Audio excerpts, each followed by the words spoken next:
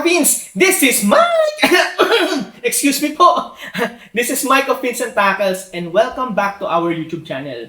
So for today's video, gagawa tayo ng review, unboxing nitong ating Okuma Cedros spinning reel. Yan. So dito, sisilipin natin ang Okuma Cedros at aalamin natin ang mga technologies nitong spinning reel na ito. At syempre, titingnan din natin ang mga features kung saan ito pinakamagaling gamitin. At syempre, higit sa lahat, kung sulit ba ito para sa inyo. So, tara! Let's go!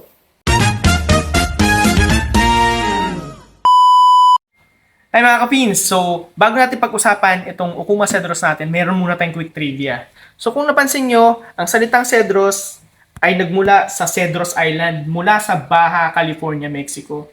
So isa itong isla na kilala sa buong mundo dahil sa napakagandang saltwater fishing. Dinadayo ito ng napakaraming anglers na ang target ay yellowtail. So kilala siya bilang yellowtail capital. At kilala ito sa pagkakaroon ng rugged type ng fishing. So talagang pang bardagulan itong klase ng reel na ito. So doon nang galing ang pangalan na Cedros. So tara, let's go na. Dito na tayo sa mga details ng ating Okuma Cedros. Yan. So kung mapapansin nyo, meron tayong 5,000, 6,000, 10,000, and 14,000 series. Ngayon, ang code ng Cedros na 5,000 and 6,000 ay merong letter H. So, ano bang ibig sabihin nun? So, ang letter H stands for high gear. So, ang high gear ng Okuma Cedros natin ay 5.8:1. So, 5.8 turns ng rotor sa isang ikot ng handle. So, mabilis yun. Okay? Now, kung mapapansin nyo naman, ang Cedros naman natin sa baba na 10,000 and 14,000 series ay walang H. Ang gear ratio nito ay 5.4:1.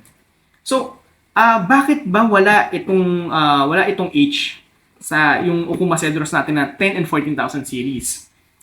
Kasi ang models na ito ay likas na malaki. So, normal na kada isang crank natin o ikot ng handle, normal na malakas o mas malaki ang kain ng linya nito dahil sa malaking spool. Yun. Diba? Napakaganda nitong reel na to. So, tara guys, simulan natin ang unboxing. Dito tayo sa 14,000 series. Let's go! Yan. Okay. So, buksan natin. Nice. Ang ganda guys, oh. Yan. So, ilabas muna natin. So, ito yung unit. Siyempre, meron siyang kasama na spool belt. Yan. Kasi, magtataka kayo bakit merong spool belt, guys, doon sa lalo na sa malalaki nating spinning reels. Kasi, yung mga malalaking spinning reels, wala na siya nung line keeper, yung line clip sa gilid ng spool natin. Kasi, yung line nito na ginagamit natin is normally makapal na. So, pag inipit mo siya doon, may tendency siyang mabali. So, kadalasan, ganito na ang nilalagay sa sa spool natin to keep the line para safe lang siya, para hindi sumasabog yung linya natin. Yan. At syempre kasama nito, manuals. Yan. Okay, balik na natin. So dito tayo sa reel. Yun, no? Nice. Ganda guys, oh. Daming magka-protection. Yan. So,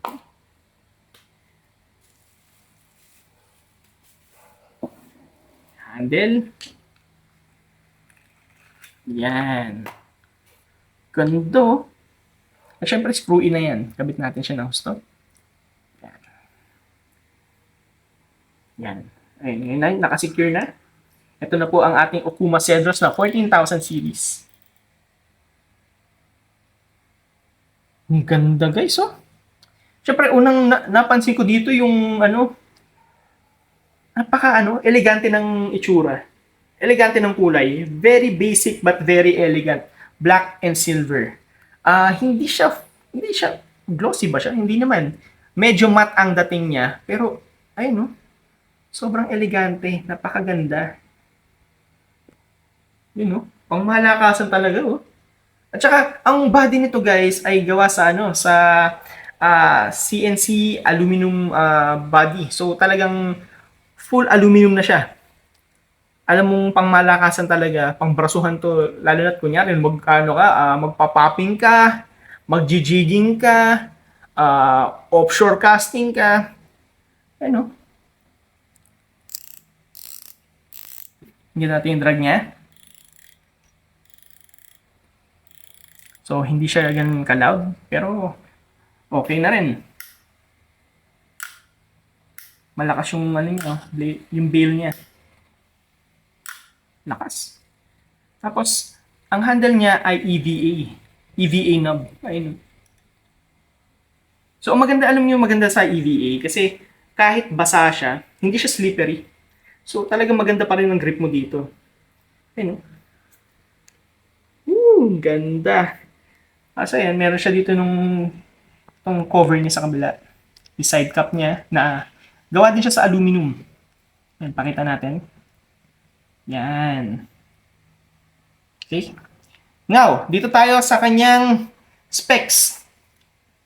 Ang kanyang bearings ay 6+1 HPB or high performance bearings. Yun. Tapos ang weight ng reel natin guys ay 646 grams. Yan. Ay, konting trivia din pala. Kung familiar kayo syempre sa mga Okuma products natin, siguro naman kilala nyo ang Okuma Azores. Sa mga pangmalakasan na spinning reels na Okuma yan. But very affordable. Now, between the two, na Azores and Cedros, kung ipagko-compare mo yung 14,000 series ng Azores versus 14,000 series ng Cedros, ang Cedros natin ay mas magaan ng 15% compared sa weight ng Azores natin na 14,000 series. Kasi ang body niya is gawa sa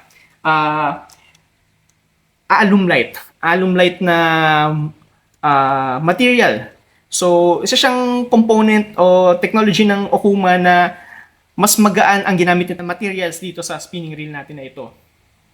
At syempre ito ang kanyang cyclonic flow rotor.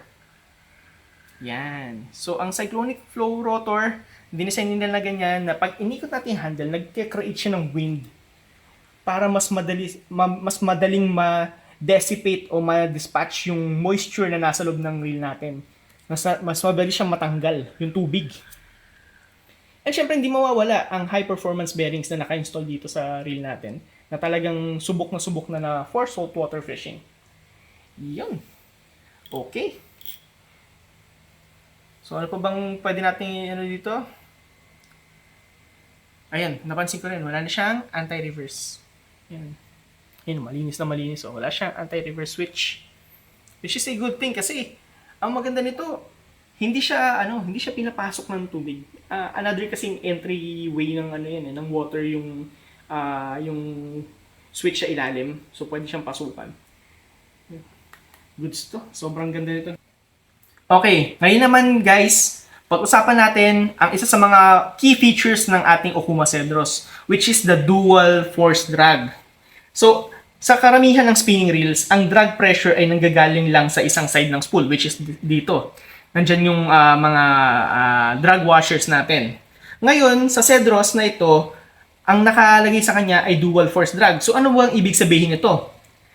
Ang ibig sabihin nito ay parehong merong drag washers sa side ng magkabilang side ng spool natin. So, bukod dito sa loob nito, meron siyang isang malaking drag washer dito sa loob.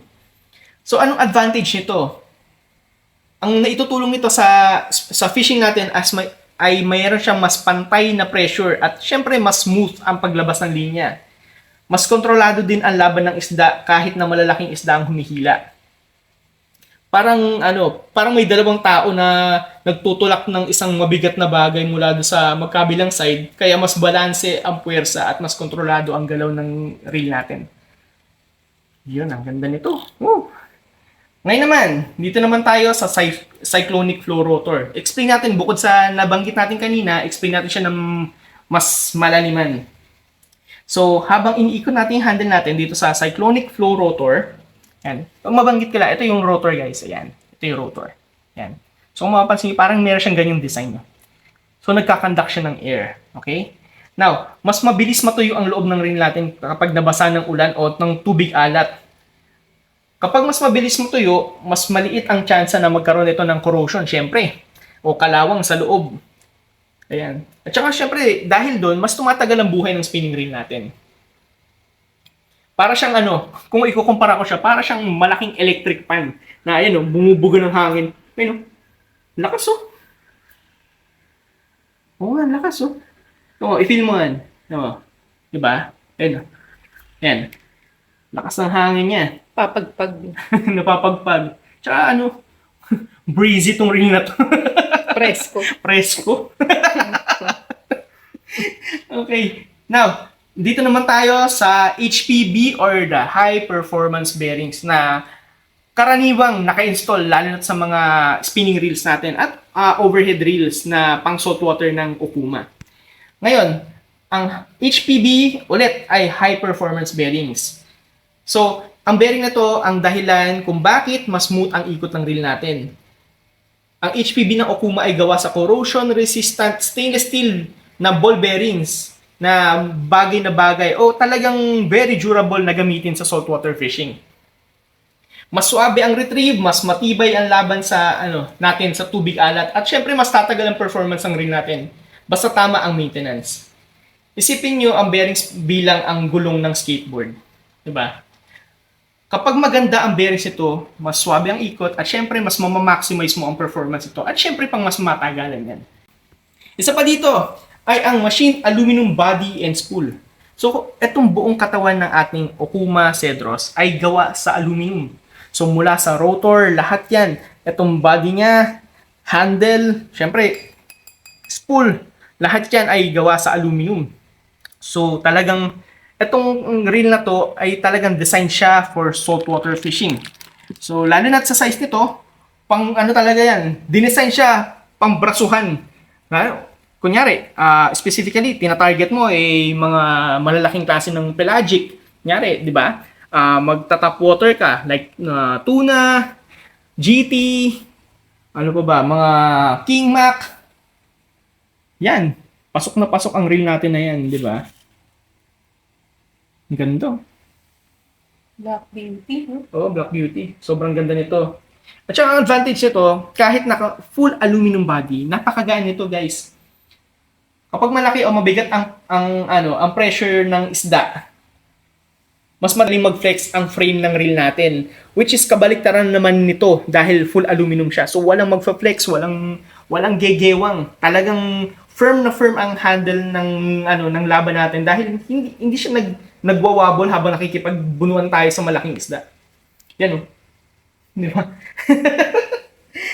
Isa rin sa mga features ito, ang stainless steel main shaft. Importante yan. Ang main shaft, guys, ay nasa loob ng reel natin. Yan, nasa gitna yan. So, dyan nakasalpak yung mga washers, yung iba nating yung tawag ito, mga gears, dyan siya nakakabit. Ito yun, nasa pinakagitna yung pinakamahabang bakal dito sa gitna. So, gawa siya sa stainless steel. So, maaasahan nyo na kayang mag-deliver ng ating Okuma Cedros kahit na napakalaki ng lalabanan nating isda. Tapos ulitin lang natin, guys, available siya sa atin sa Fins and Tackles in 5,000, 6,000, 10,000, and 14,000 series. Yan. So marami kayong pagpipilian. Medium heavy to heavy, shore casting, boat casting, jigging, popping, plugging, bottom fishing. So almost all types of fishing. Talagang meron tayong size na para sa inyo. Yun. So yun na nga, guys. Dito natin tatapusin ang vlog natin. Yan. Maraming salamat sa panonood. At syempre, i-plug natin ang ating store.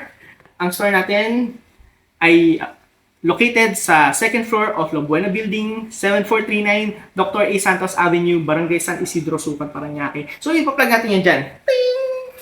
Yan! Sa mga bago nating ka-fins, please like, share, and subscribe to our YouTube channel for more updates, syempre. Again, yan. So, again, this is Mike of Fins and Tackles. Maraming salamat sa panonood. We'll see you on our next vlog. Bye!